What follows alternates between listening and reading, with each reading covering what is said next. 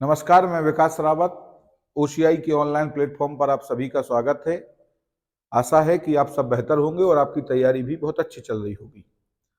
हम लोग उत्तर प्रदेश सिपाही भर्ती परीक्षा में महत्वपूर्ण जीएस की श्रृंखला जो हमारे बीच चल रही थी, उसका आज हम एक अगला वीडियो लेकर आपके बीच उपलब्ध हुए हैं। और उसी श्रृंखला में आज ये जो वीडियो है, इसमें ढेर सारे महत्वपूर्ण क्वेश्चन हैं जो आपकी परीक्षा में पूछे जा सकते हैं। इनको ध्यान से पढ़िएगा। इसके साथ ही साथ जब हम इनका सॉल्यूशन करते हैं तो सॉल्यूशन के साथ में जो अगल बगल की जो आपको बातें बताते हैं, इससे जुड़े हुए जो और क्वेश्चन बन सकते हैं, उन पर थोड़ा सा विशेष ध्यान दिया करें। तो इनको नोट करा करें, किसी ना किसी एग्जाम में ये आपको मिलेंगे और प्रयास पर तो यही है कि आपको इसी परीक्षा में ये मिले। तो आइए शुरू करते हैं आज का ये महत्वपूर्ण सेशन। आपकी स्क्रीन पर पहला क्वेश्चन है, ध्यान दीजिएगा। इनमें से कौन सा लोक नृत्य राजस्थान से संबंधित है? ध्यान दीजिएगा, इनमें से कौन सा लोक नृत्य राजस्थान से संबंधित है? तो हम सबको पता है कि राजस्थान से कौन सा संबंधित है। तो हमको पता है डांडिया जो है ये विशेष रूप से गुजरात से संबंधित है, तो इसके बारे में याद रखना है, गुजरात। गिद्धा की अगर बात करें तो याद रखिएगा ये पंजाब राज्य से संबंधित है, और भांगड़ा का भी संबंध किससे है? पंजाब से है। तो इसका सही आंसर आपका हो जाएगा, याद रखना है, घूमर। घूमर नृत्य जो है याद रखना है राजस्थान से है, और ये परीक्षा में कई बार पूछा गया है और आगे भी आपसे पूछा जाएगा। जबकि गिद्धा किससे है? पंजाब से है। भांगड़ा किससे है? पंजाब से है। डांडिया याद रखना है गुजरात से है। इसके अलावा कथकली केरल से संबंधित है। भरतनाट्यम तमिलनाडु से संबंधित है। कथक जो है उत्तर प्रदेश से संबंधित है। ऐसे ढेर सारे और भी हैं, पिछली क्लास में अपनी चर्चा उस पर हो गई थी। ध्यान दीजिएगा। दूसरा क्वेश्चन आपकी स्क्रीन पर है। निम्नलिखित में से कौन सा एकल कोशिकीय जीव का उदाहरण है जो अपना आकार बदल सकता है? ध्यान रखिएगा, चर्चा हो रही है काय की। तो सबसे पहले याद रखना है एकल कोशिकीय, किसकी बात हो रही है? एकल कोशिकीय। और जो अपना आकार बदल सकता है, वो ऐसा कौन सा जीव है जो अपना आकार बदल सकता है? ध्यान दीजिएगा। और उसकी खासियत है कि वह एकल कोशिकीय है। एकल कोशिकीय को हम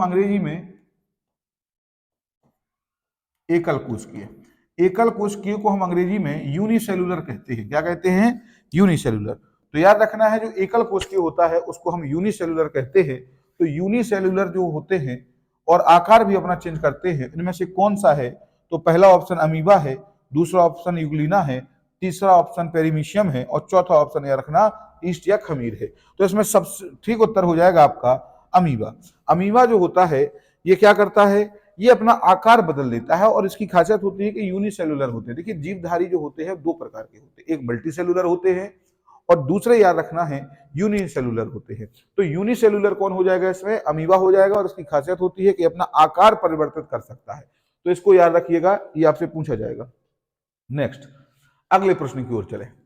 अगला प्रश्न है, क्षेत्रफल की दृष्टि से उत्तर प्रदेश का भारत में कौन सा स्थान है?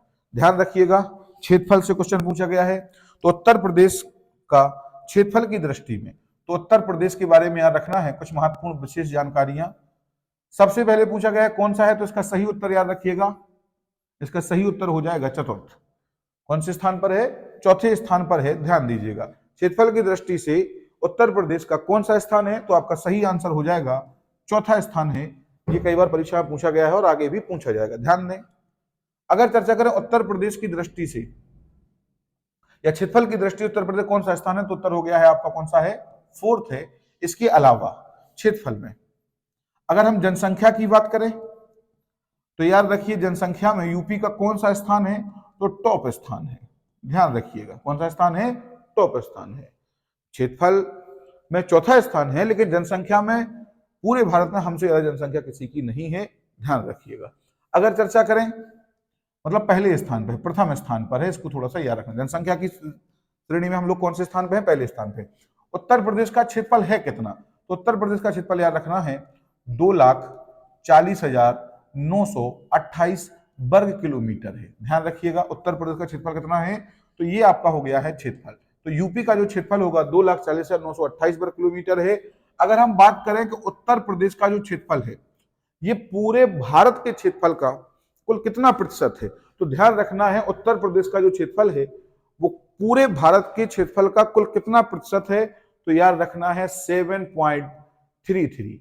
याद रखिएगा 7.33 या 7.33% हमारे कुल भारत के भौगोलिक क्षेत्रफल का यूपी में क्या है, समाहित है। तो क्वेश्चन क्या पूछेगा आपसे, क्वेश्चन आपसे ये पूछेगा कि ये बताइए भारत के कुल क्षेत्रफल का यूपी में कितना परसेंट क्षेत्रफल आता है, तो आपका उत्तर हो जाएगा 7.3%। क्लियर है, ध्यान रखिएगा।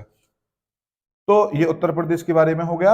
अगले क्वेश्चन की ओर बढ़ते हैं, कोई दिक्कत नहीं होगी, समझ में आ रहा होगा, ध्यान दीजिएगा। International tennis hall of fame में शामिल होने वाले प्रथम एशियाई पुरुष टेनिस खिलाड़ी कौन है? तो ध्यान दीजिएगा क्वेश्चन क्या है, क्वेश्चन पूछ रहा है कि हॉल ऑफ फेम, जो टेनिस का हॉल ऑफ फेम है, इंटरनेशनल टेनिस का हॉल ऑफ फेम एक बड़ी उपलब्धि होती है, उसमें शामिल होने वाले पहले एशियाई पुरुष टेनिस खिलाड़ी कौन बने हैं? तो याद रखना है, ये बड़े ही सौभाग्य की बात है कि दो व्यक्ति एक साथ इसमें चुने गए हैं। पहला नाम है आपका विजय अमृतराज और दूसरा नाम है लिएंडर पेस। और याद रखना है इसका सही उत्तर हो जाएगा आपका ए और बी। तो ये पहली बार जो है ये दोनों एक साथ चुने गए हैं। सही उत्तर क्या हो जाएगा आपका विजय अमृतराज और लिएंडर पेस। इन दोनों को क्या किया गया है, हॉल ऑफ फेम में शामिल किया गया है। पहले एशियाई जो क्या है पुरुष टेनिस खिलाड़ी हैं जिनको इस पुरस्कार से नवाजा गया है। तो ध्यान रखिएगा। अगले प्रश्न की ओर हम चले। अगला प्रश्न है भारत रत्न से सम्मानित प्रथम विदेशी व्यक्ति कौन है? ध्यान रखिएगा, भारत रत्न से सम्मानित प्रथम व्यक्ति कौन है? तो सबसे पहले चर्चा करें कि प्रथम व्यक्ति कौन है जिनको भारत रत्न से नवाजा गया है। तो याद रखना है इसका सही उत्तर हो जाएगा खान अब्दुल गफ्फार खां। याद रखिएगा खान अब्दुल गफ्फार खां पहले विदेशी हैं जिनको इस पुरस्कार से नवाया गया था। और अगर इनसे सन पूछें कि कौन से वर्ष में नवाया गया था, तो याद रखना ही ये बात है 1987 की। तो खान अब्दुल गफ्फार खां के बारे में याद रखिएगा 1987 में इनको ये पुरस्कार से दिया गया था। और याद रखना ये पाकिस्तान वाले भाग में रहे थे और इनको सीमांत गांधी के नाम से जानते हैं। ध्यान रखिएगा, मॉडर्न हिस्ट्री में हम लोग पढ़ते हैं सीमांत गांधी किसे कहते हैं।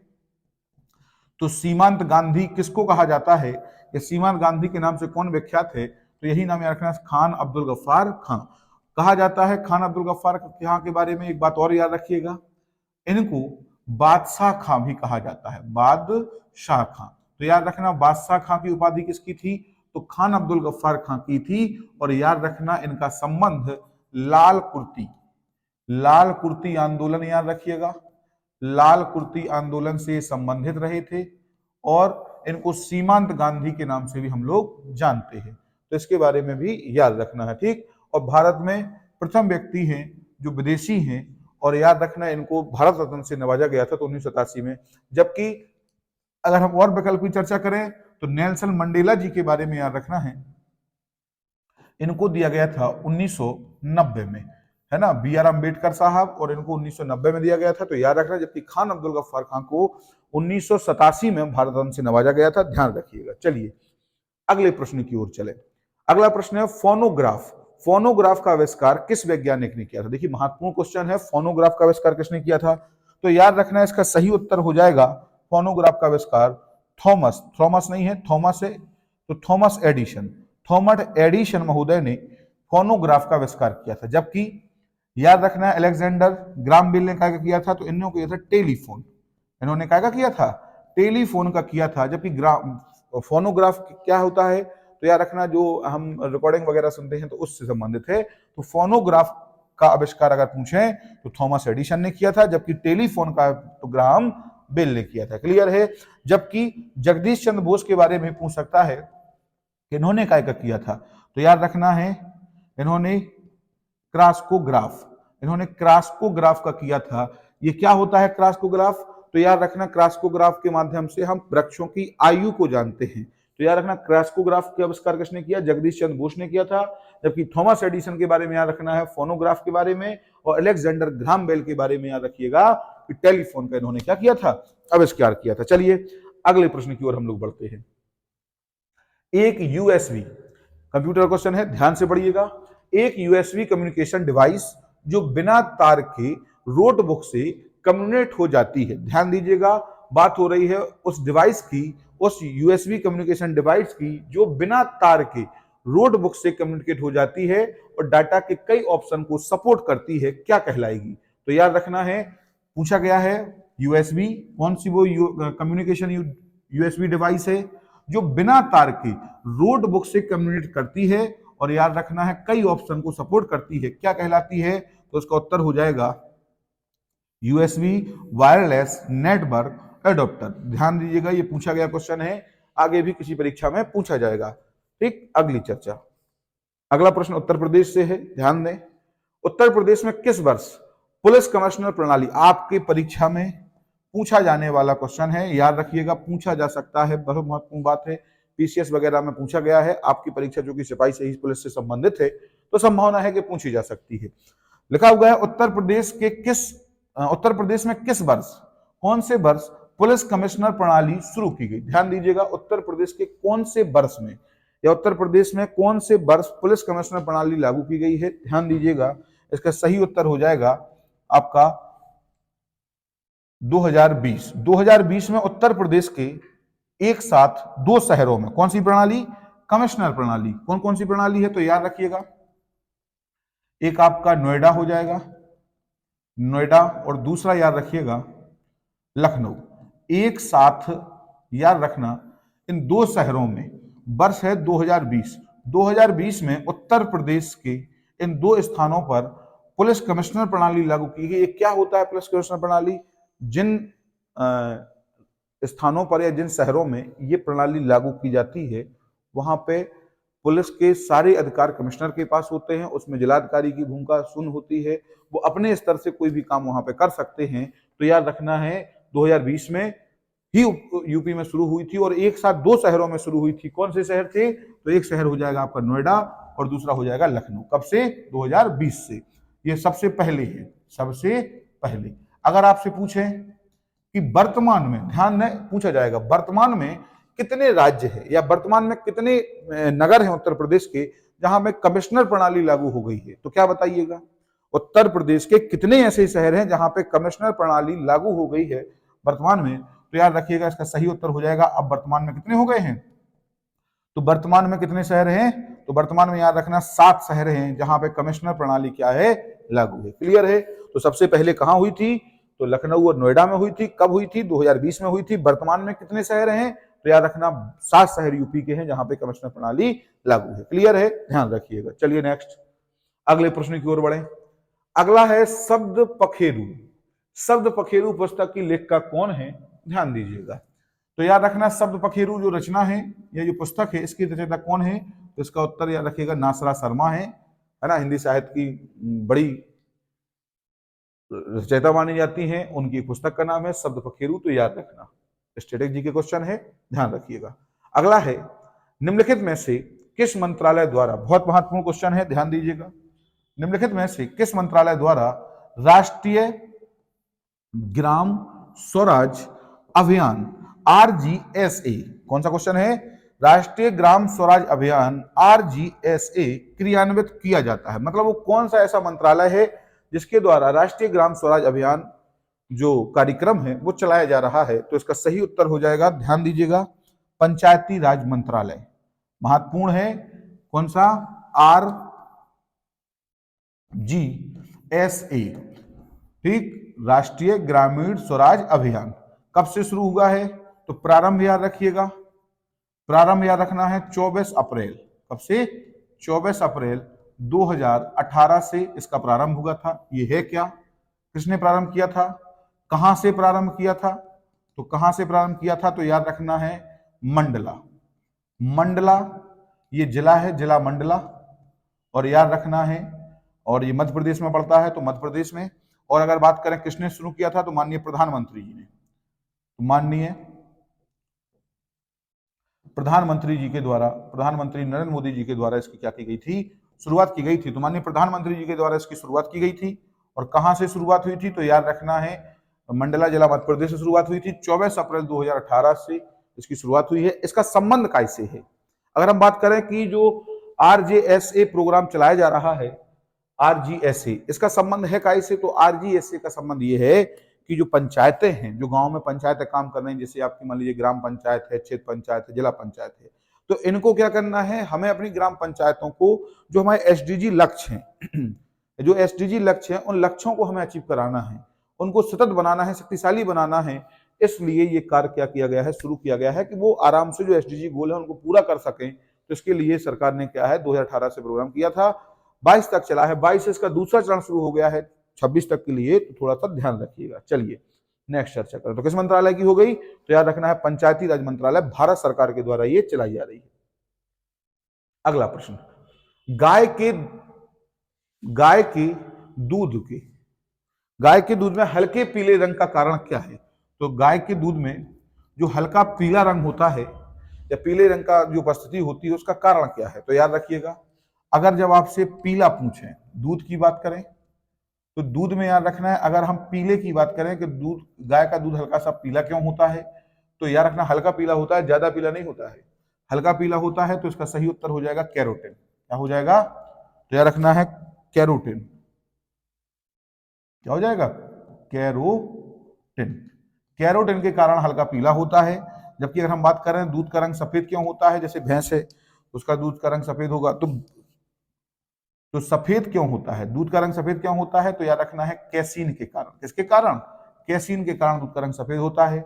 इसके अलावा तो ये दूध वाली बात हो गई। अगर हम बात करें जेंथोफिल क्या है, तो अंडे में जो पीला पदार्थ होता है, अंडे में पीलेपन के लिए उत्तरदायी होता है जेंथोफिल। रिबोफ्लेविन क्या है, रिबोफ्लेविन याद रखना ये विटामिन B2 का नाम है। विटामिन B2 को हम रासायनिक नाम क्या कहते हैं, तो याद रखना है रिबोफ्लेविन। विटामिन B12 को क्या कहते हैं, तो विटामिन B12 का नाम याद रखिएगा साइनो कोबालमिन। और कैरोटीन आपका क्या हो जाएगा, ये सही उत्तर हो जाएगा। क्लियर है। तो जेंथोफिल क्या है, अंडे में पीलापन का कारण। विटामिन B12 क्या है, तो याद रखना विटामिन B2, इसका नाम होता है राइबोफ्लेविन। और याद रखना है विटामिन B12 का रासायनिक नाम क्या हो जाएगा, तो साइनोकोबालामिन होता है। आपको कमेंट बॉक्स में बताना है कि वो कौन से ऐसे 2 विटामिन हैं जो जल में घुलनशील हैं। याद रखिएगा, मैं इंतजार करूंगा कमेंट बॉक्स में कौन से ऐसे 2 रंग हैं या कौन से ऐसे वो विटामिन हैं जिनका जो जल में घुलनशील है। क्लियर है, आप बताइएगा। चलिए उत्तर प्रदेश की सबसे बड़ी नहर प्रणाली कौन सी है, ध्यान दीजिएगा। उत्तर प्रदेश की सबसे बड़ी नहर प्रणाली, याद रखिएगा, उत्तर प्रदेश सबसे बड़ी नहर है शारदा नहर। कौन सी नहर है, शारदा नहर है, याद रखना। जबकि अगर आपसे पूछें यूपी की सबसे बड़ी नहर, तो यूपी की सबसे बड़ी नहर कहें, सबसे बड़ी नहर, तो याद रखिएगा आपकी शारदा हो जाएगी। लेकिन अगर आपसे बात करें यूपी की सबसे पुरानी नहर, सबसे पुरानी नहर की बात करेंगे, तो याद रखना उत्तर प्रदेश सबसे पुरानी नहर है पूर्वी यमुना नहर। कौन सी नहर, पूर्वी यमुना नहर, ध्यान रखिएगा। उत्तर प्रदेश की सबसे पुरानी नहर है पूर्वी यमुना नहर। जबकि उत्तर प्रदेश की सबसे लंबी नहर जो है वो कौन सी है आपकी, तो इसके बारे में भी याद रखना। चलिए अगली चर्चा करें। आधिकारिक तौर पर समलैंगिक विवाह का पंजीकरण करने वाला दक्षिण एशियाई देश कौन सा है। याद रखना, करंट अफेयर से जुड़ा हुआ है। आधिकारिक तौर पर समलैंगिक विवाह को पंजीकरण करने वाला दक्षिण एशिया का कौन सा देश है, तो याद रखना है ये नेपाल है। नेपाल ने कहा है कि जो भी समलैंगिक विवाह करना चाहता है या जो भी समलैंगिक विवाह करता है, तो याद रखिए उसके लिए रजिस्ट्रेशन कंपलसरी है, पूरी डिटेल्स दोनों की ली जाएगी। और ये नेपाल पहला ऐसा देश है जिसने इसको मान्यता दी है और साथ में रजिस्ट्रेशन की एक शर्त रखी है। तो याद रखना वो कौन सा हो गया है, नेपाल। चलिए अगले प्रश्न की ओर बढ़े। टोडरमल, ध्यान दीजिएगा क्या है टोडरमल।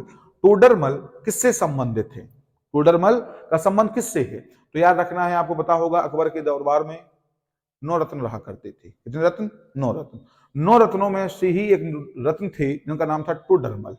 टोडरमल जी के बारे में याद रखना है, इनका संबंध कैसे था, भूमि सुधार के कार्य से, सैनिक कार्य से, भवन निर्माण कार्य से और चित्रकारी से। तो याद रखना है इनका संबंध था भूमि सुधार से। भूमि सुधार टोडरमल की प्रणाली जो रही है वो वास्तव में बहुत जबरदस्त है। ये जप्ती प्रणाली, इसको दहसला प्रणाली भी कहते हैं। तो टोडरमल के बारे में याद रखना है, टोडरमल जी का संबंध काय से था? तो भूमि सुधार के कार्य से था। और ये किसके दरबार में रहते थे? तो याद रखना है अकबर के दरबार में रहते थे। किसके दरबार में? अकबर के दरबार में।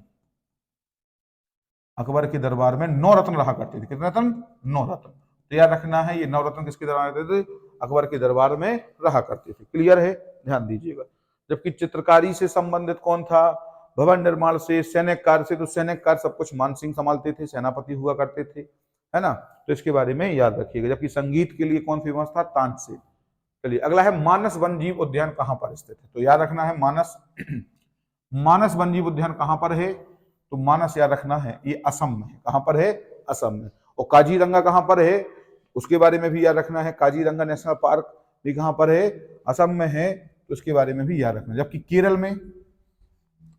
केरल में नेशनल पार्क बताइए कौन से हैं? तो केरल की अगर हम बात करें, केरल के नेशनल पार्क, तो सबसे पहले याद रखना है केरल में पहला है जो महत्वपूर्ण है, शांत घाटी। शांत घाटी नेशनल पार्क। शांत घाटी नेशनल पार्क कहां पर है? तो याद रखना है केरल में है। अगर हम दूसरे की बात करें तो याद रखना एराविकुलम। एराविकुलम नेशनल पार्क भी कहां पर है? कुलम। तो एराविकुलम नेशनल पार्क भी याद रखना है कहां पर है? केरल में है। इसके अलावा हम बिहार की बात करें तो बिहार में याद रखना Valmiki national park. Valmiki national park Bihar में है। जबकि कर्नाटक में याद रखना बांदीपुर नेशनल पार्क कहां पर है? कर्नाटक में है। तो ये कर्नाटक, जबकि भारत का फर्स्ट नेशनल पार्क, प्रथम नेशनल पार्क कौन है भारत का? तो याद रखना है जिम कॉर्बेट। जिम कॉर्बेट माना जाता था, लेकिन अब इस जिम कॉर्बेट का नाम रामगंगा हो गया है। क्या हो गया है? Ramganga national park. तो इसके बारे में भी याद रखना है। चलिए अगले प्रश्न की ओर बढ़ें। भारतीय रेलवे ने किस सरकार के सहयोग से भारतीय रेलवे ने किस सरकार के सहयोग से बौद्ध परिक्रमा एक्सप्रेस आरंभ की है? तो याद रखना है बौद्ध परिक्रमा, बौद्ध के जो स्थल है, बिहार सरकार, उत्तर प्रदेश सरकार, उत्तर प्रदेश और बिहार सरकार। तो सही उत्तर हो जाएगा उत्तर प्रदेश और बिहार सरकार के सहयोग से भारतीय रेलवे ने बौद्ध परिक्रमा एक्सप्रेस का क्या किया है? शुभारंभ किया है। तो याद रखना करंट अफेयर्स में पूछा जा सकता है। नेक्स्ट अगला है विश्व वानिकी दिवस। विश्व वानिकी दिवस कब मनाया जाता है? तो याद रखना है इसका सही उत्तर हो जाएगा, इसका सही आंसर हो जाएगा 21 मार्च के दिन विश्व वानिकी दिवस मनाया जाता है। जबकि 8 मार्च को इंटरनेशनल महिला दिवस, अंतरराष्ट्रीय महिला दिवस मनाया जाता है, ध्यान रखिएगा। 5 जून को पर्यावरण दिवस मनाया जाता है, याद रखना। चलिए जबकि 22 जनवरी को बालिका दिवस के रूप में मनाते हैं, ध्यान रखिएगा।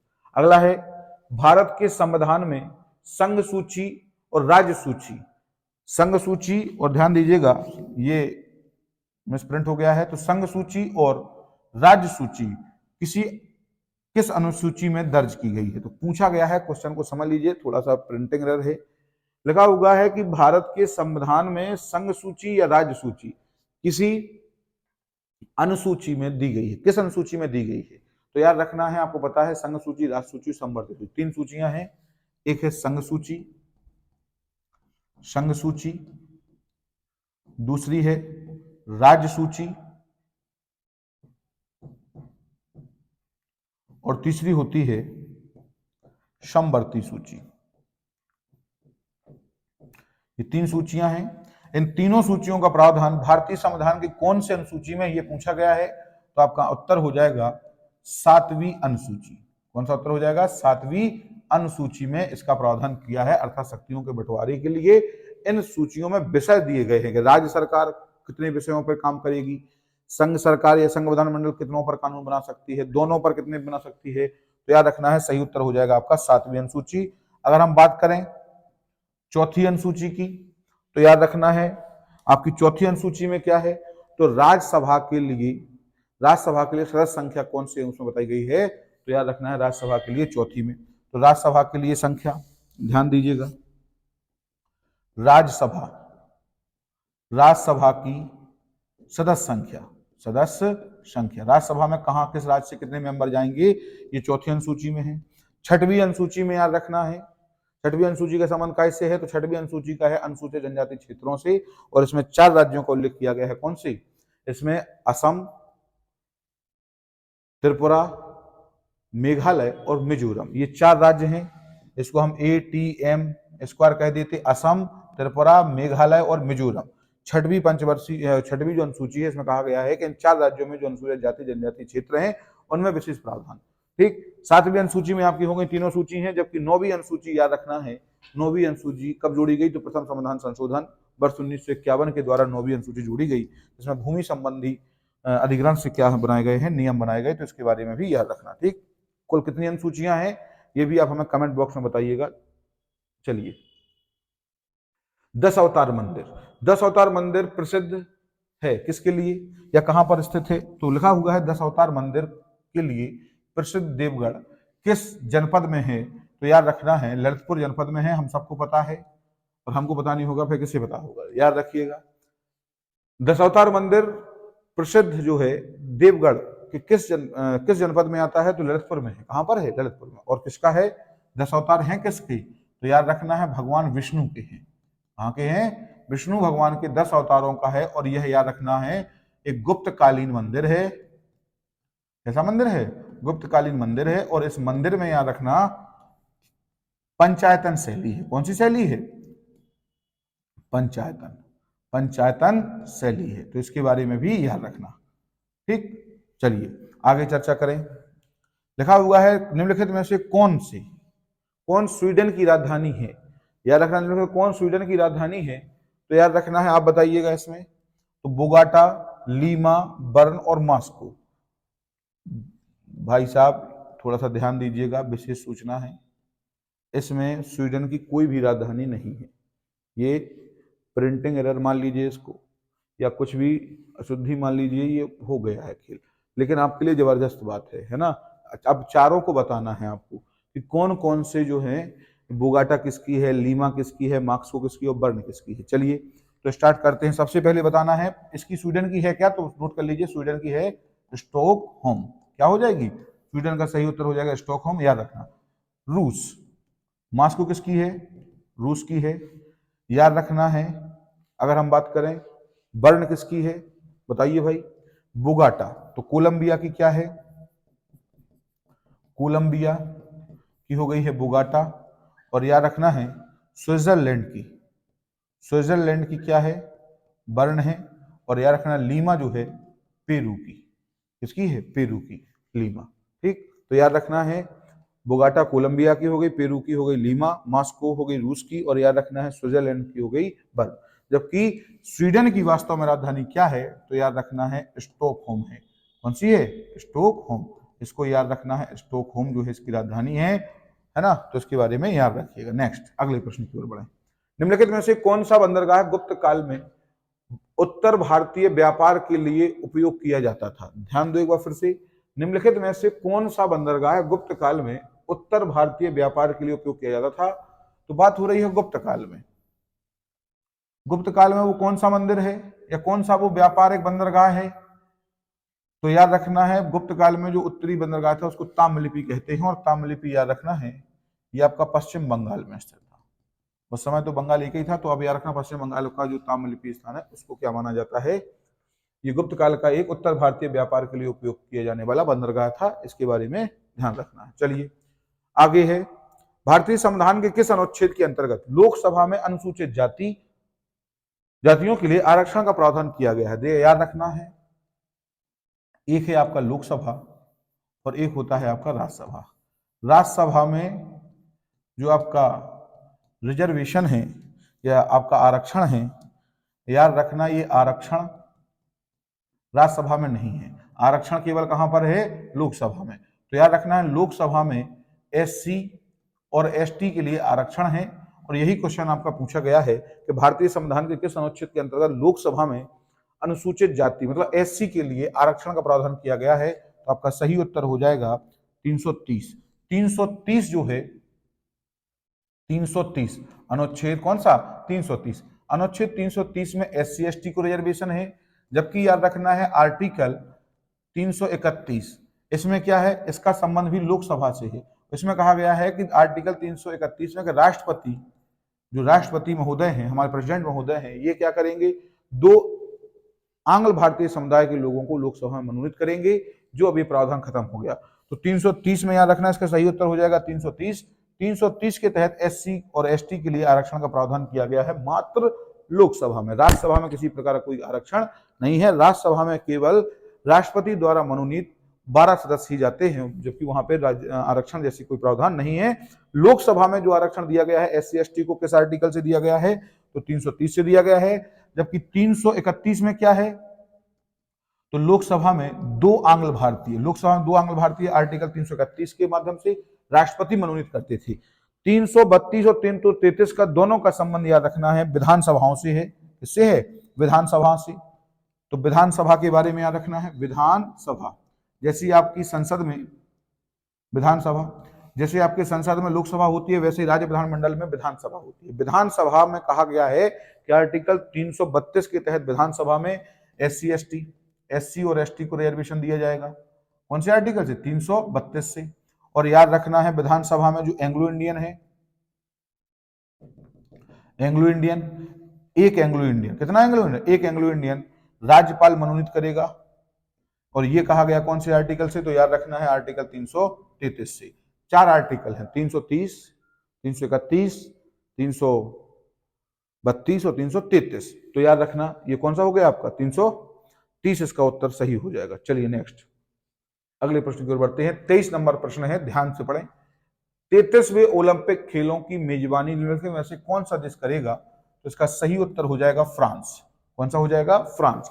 फ्रांस के द्वारा की जाएगी। फ्रांस के बाद फिर याद रखना जब 28 में होगा तो अमेरिका होगा 34वें का, ठीक।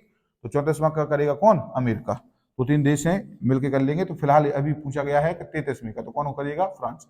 फॉरेनहाइट स्केल में पानी का क्वथनांक होता है, देखिए बॉइलिंग पॉइंट पूछा गया है कि फॉरेनहाइट स्केल में याद रखना है, फॉरेनहाइट स्केल की जो परास होती है वो होती है एक हिमांक और एक होगा क्वथनांक। क्वथनांक को हम अंग्रेजी में बॉइलिंग पॉइंट कहते हैं, जबकि हिमांक को हम फ्रीजिंग पॉइंट कहते हैं। तो कहा जाता है क्वथनांक जो होता है ये जैसे हिमांक जो होता है वो होता है 32 फॉरेनहाइट, कितना 32 डिग्री फॉरेनहाइट। और याद रखना है क्वथनांक जो होता है वो 212 फॉरेनहाइट। तो क्वेश्चन क्या पूछा है, क्वथनांक कितना होगा, तो याद रखिएगा 212 फॉरेनहाइट इसका सही उत्तर हो जाएगा। चलिए नेक्स्ट। इनमें से कौन सा भारत का सबसे पहला और एकमात्र केंद्र शासित प्रदेश है जहां का सारा कामकाज पूर्णतः सौर ऊर्जा से संचालित किया जा रहा है। भारत का एकमात्र केंद्र शासित और भारत का सबसे पहला केंद्र शासित प्रदेश कौन सा है जिसका पूर्णतः कार्यक्रम, तो याद रखना है ये आपका द्वीप हो जाएगा, दमन द्वीप में। द्वीप जो है पूर्ण तरीके से सौर ऊर्जा से संचालित होने वाला पहला केंद्र शासित क्या बना है, राज्य बना है आपका, ध्यान दीजिएगा। अगला है संयुक्त राष्ट्र, ध्यान दीजिए, अगर चर्चा करें तो ध्यान से पढ़ें। क्वेश्चन आपके सामने है, संयुक्त राष्ट्र मानव अधिकार आयोग, संयुक्त राष्ट्र मानव अधिकार आयोग के स्थान पर बने निकाय का नाम बताइए। पहले संयुक्त राष्ट्र मानव अधिकार आयोग होता था, है ना, के स्थान पर बना नया निकाय क्या बन गया है, तो याद रखिए मानव अधिकार परिषद। इसका सही उत्तर क्या हो जाएगा, मानव अधिकार परिषद, ध्यान दीजिएगा। नेक्स्ट, किस वर्ष में भारतीय लघु उद्योग विकास बैंक सिडबी की स्थापना की गई है, तो याद रखना है संस्था कौन सी है, संस्था है आपकी सिडबी। सिडबी की स्थापना, या पहले तो फुल फॉर्म पूछ लेगा आपसे, फुल फॉर्म क्या है इसका, तो फुल फॉर्म के बारे में चर्चा करें तो small industry development bank of India. तो याद रखना है क्या हो जाएगा, small industry development bank of India. तो ये इसका फुल फॉर्म हो जाएगा। अगर हम स्थापना की बात करें तो याद रखना 1990 में, और 2 अप्रैल 1990 में इसकी स्थापना हुई थी।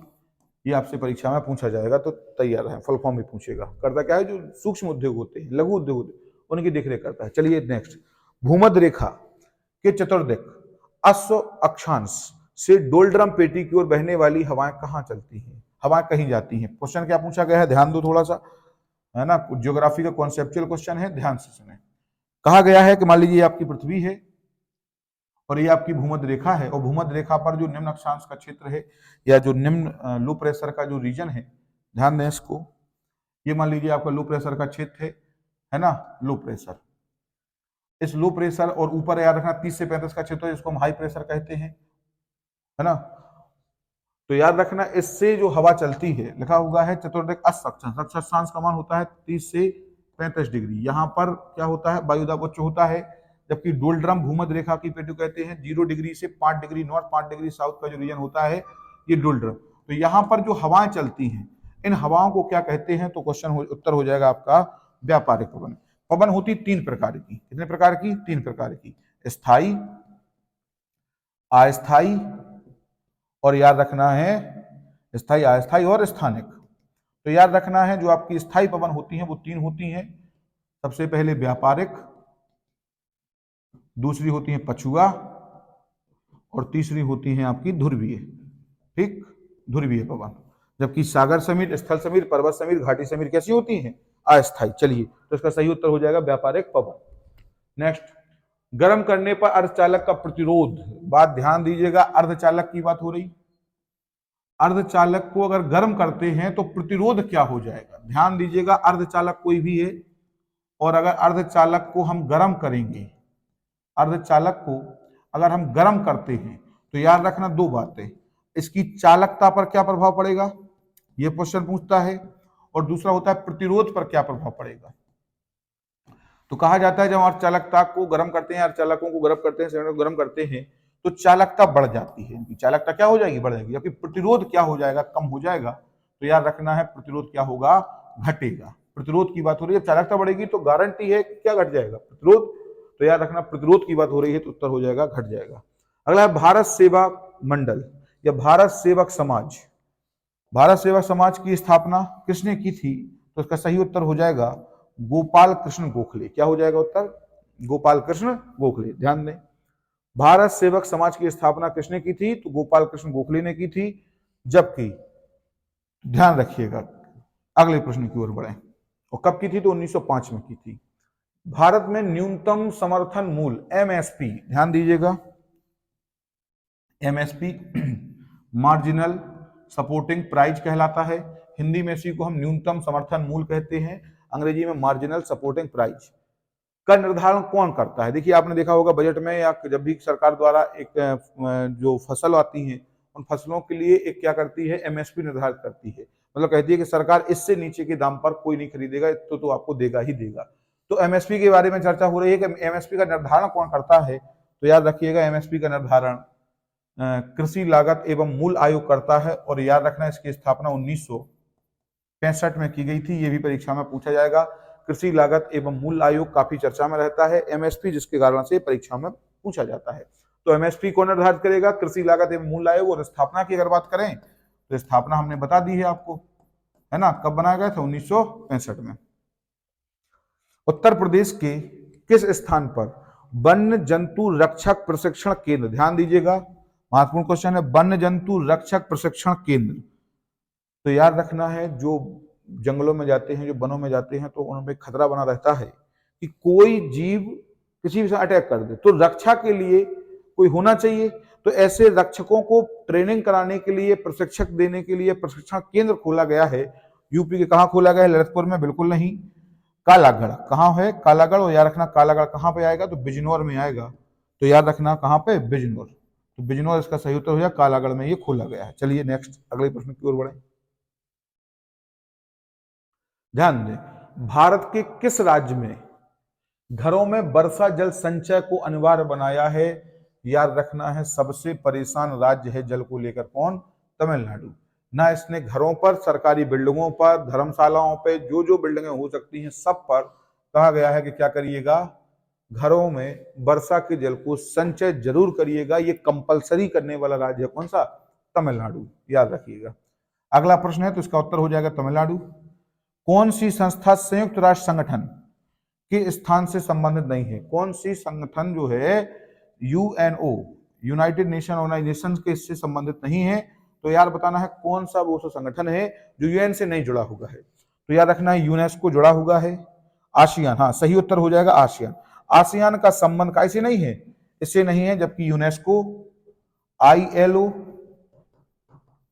और ये रखना FAO, food and agriculture organisation, है ना, इंटरनेशनल लेबर ऑर्गेनाइजेशन और यूनेस्को, ये तीनों जो हैं ये यूएन के संस्था हैं, जबकि ये नहीं है। आप हम बताइए यूनेस्को का मुख्यालय कहां पर है, तो यूनेस्को का मुख्यालय पेरिस में है। जबकि ILO का मुख्यालय कहां पर है, तो जेनेवा में है, जेनेवा में है। और याद रखना है IAF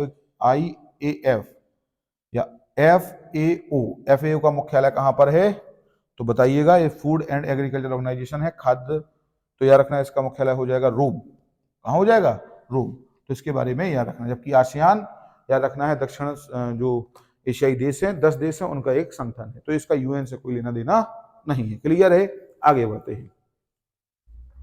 अगला है यमुना नदी उत्तर प्रदेश में कहां से प्रवेश करती है, तो याद रखिएगा यमुना नदी उत्तर प्रदेश में कहां से प्रवेश करती है, तो सही उत्तर हो जाएगा आपका सहारनपुर। ध्यान दीजिएगा, ठीक। और गंगा नदी कहां से प्रवेश करती है, तो गंगा नदी यूपी में। गंगा नदी यूपी में किस जिले से प्रवेश करती है, तो याद रखना उत्तर हो जाएगा आपका बिजनौर। और गंगा नदी, यमुना नदी कहां प्रवेश करती है, तो यमुना नदी के बारे में याद रखना है, ये हो जाएगा आपका सहारनपुर। सहारनपुर, क्लियर है, याद रखना। तो इसका उत्तर हो जाएगा सहारनपुर। नागार्जुन कोंडा स्तूप, नागार्जुन कोंडा स्तूप भारत के किस राज्य में स्थित है, तो याद रखना है ये आंध्र प्रदेश इसका सही हो जाएगा, लेकिन वर्तमान में अब ये तेलंगाना में पहुंच गया है। कहां पर, तेलंगाना में। तो इसका जब चूंकि तेलंगाना ऑप्शन नहीं है तो आंध्र प्रदेश का सही उत्तर हो जाएगा। नागार्जुन कोंड स्तूप जो है भारत किस राज्य में स्थित है, तो आंध्र प्रदेश राज्य में स्थित है, ध्यान रखना। यूनेस्को ने वर्ष 2023 में किस अमूर्त सांस्कृतिक विरासत की को घोषित किया है, तो यूनेस्को ने वर्ष 2023 में अमूर्त सांस्कृतिक विरासत किसे घोषित किया है, तो याद रखना है ये हो जाएगा आपका गुजरात के गरबा नृत्य को इसने क्या किया है, घोषित किया है।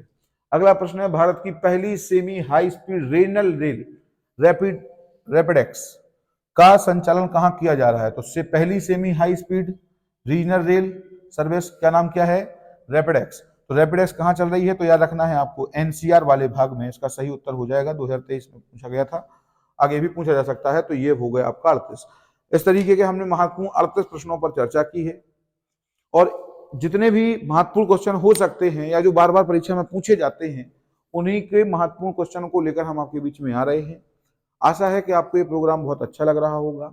OCI इसी तरह ढेर सारे ऐसे वीडियो लेकर आपके बीच आती रहेगी, और आपके हित में जो भी बेहतर होगा उसके लिए OCI हमेशा आपके बीच खड़ी रहती है।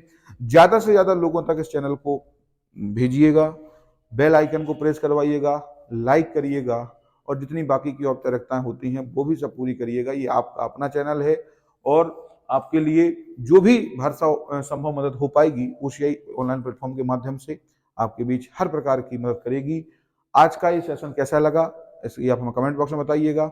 आज के लिए इतना ही, थैंक यू।